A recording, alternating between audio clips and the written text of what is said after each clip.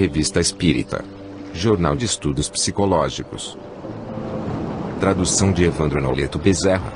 Federação Espírita Brasileira. Ano 1. Janeiro de 1858. Número 1. Os médiuns julgados. Os adversários da doutrina espírita apegaram-se com desvelo a um artigo publicado pelo Scientific American, de 11 de julho último, sob o título de Os Médiuns Julgados. Vários jornais franceses o reproduziram como um argumento irretorquível. Nós mesmos o reproduzimos, fazendo-o seguir de algumas observações que lhe mostraram o valor. Há algum tempo, por intermédio do Boston Courier, uma oferta de $500, 2.500 francos, havia sido feita a toda pessoa que, em presença e em satisfação de um certo número de professores da Universidade de Cambridge, reproduzisse alguns desses fenômenos misteriosos que os espiritualistas dizem frequentemente ser produzidos por meio de agentes chamados médiuns. O desafio foi aceito pelo Dr. Gardner e por diversas pessoas que se vangloriavam de estar em comunicação com os espíritos. Os concorrentes reuniram-se nos edifícios Albion, em Boston, na última semana de junho, dispostos a provar o seu poder sobrenatural.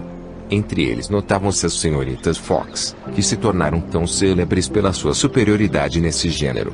A comissão, encarregada de examinar as pretensões dos aspirantes ao prêmio, compunha-se dos professores Pierce, Agassiz, Gould e Oxford, de Cambridge, todos eles sábios muito distintos.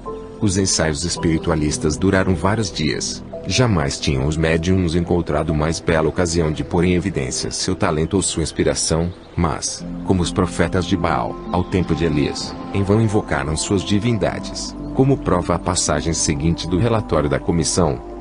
Considerando que o Dr. Gardner não conseguiu apresentar um agente ou médium que revelasse a palavra confiada aos espíritos em um quarto vizinho, que lesse a palavra inglesa escrita no interior de um livro ou sobre uma folha de papel dobrada, que respondesse a uma questão que só as inteligências superiores são capazes de o fazer, que fizesse ressoar um piano sem o tocar, ou mover-se uma mesa de um só pé sem o auxílio das mãos, que se revelasse impotente para dar à dita comissão o testemunho de um fenômeno que, mesmo com a interpretação mais flexível e a maior boa vontade, pudesse ser considerado como equivalente das provas propostas, de um fenômeno para cuja produção fosse exigida a intervenção de um espírito, supondo-o, ao menos, implicando essa intervenção, de um fenômeno até então desconhecido pela ciência, ou cuja causa não fosse prontamente identificável pela comissão, bastante clara para ela, declara a dita comissão, que o Dr. Gardner não tem qualquer direito para exigir, do Courier de Boston, o pagamento da soma proposta de 2.500 francos.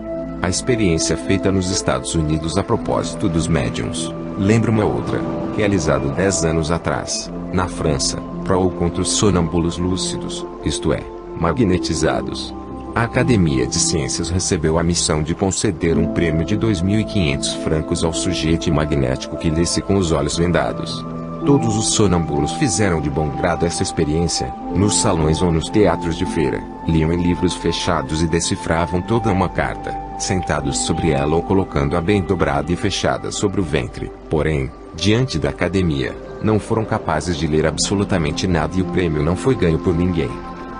Essa experiência prova, uma vez mais, da parte de nossos adversários, a absoluta ignorância dos princípios sobre os quais repousam os fenômenos das manifestações espíritas. Entre eles há a ideia fixa de que tais fenômenos devem obedecer à vontade e reproduzir-se com a precisão de uma máquina. Esquecem completamente ou, melhor dizendo, não sabem que a causa deles é inteiramente moral e que as inteligências, que lhes são os agentes imediatos, não obedecem ao capricho de ninguém, sejam médiuns ou outras pessoas. Os espíritos agem quando na presença de quem lhes agrada, frequentemente, quando menos se espera que as manifestações ocorrem com mais vigor, e quando as solicitamos elas não se verificam. Os espíritos têm modos de ser que nos são desconhecidos. O que está fora da matéria não pode ser submetido ao cadinho da matéria.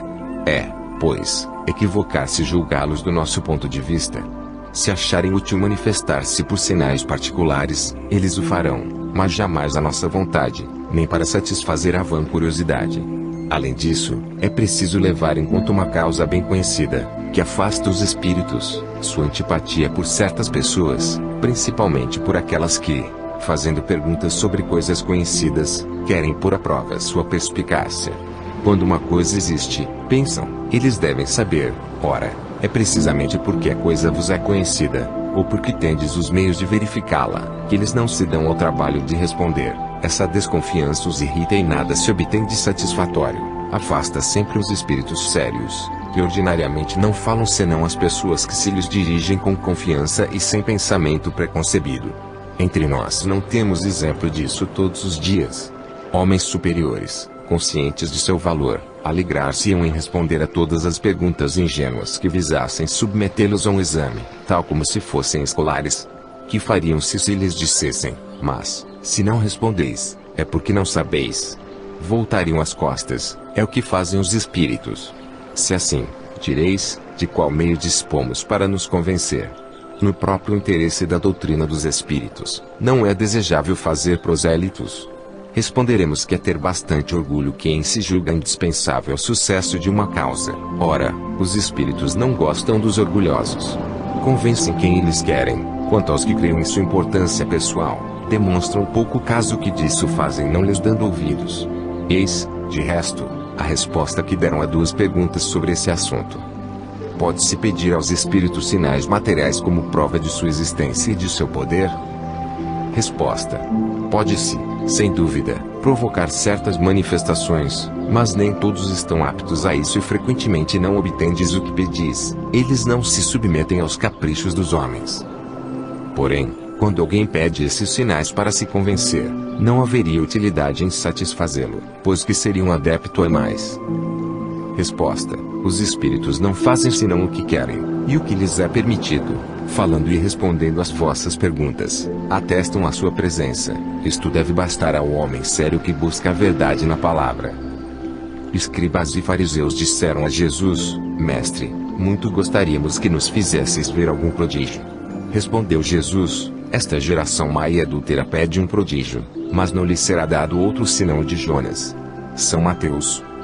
Acrescentaremos ainda que a conhecer bem pouco a natureza e a causa das manifestações espíritas quem acredita provocá-las por uma recompensa qualquer. Os espíritos desprezam a cupidez, tanto quanto o orgulho e o egoísmo. E só essa condição pode ser para eles um motivo de se abstanto de manifestar-se.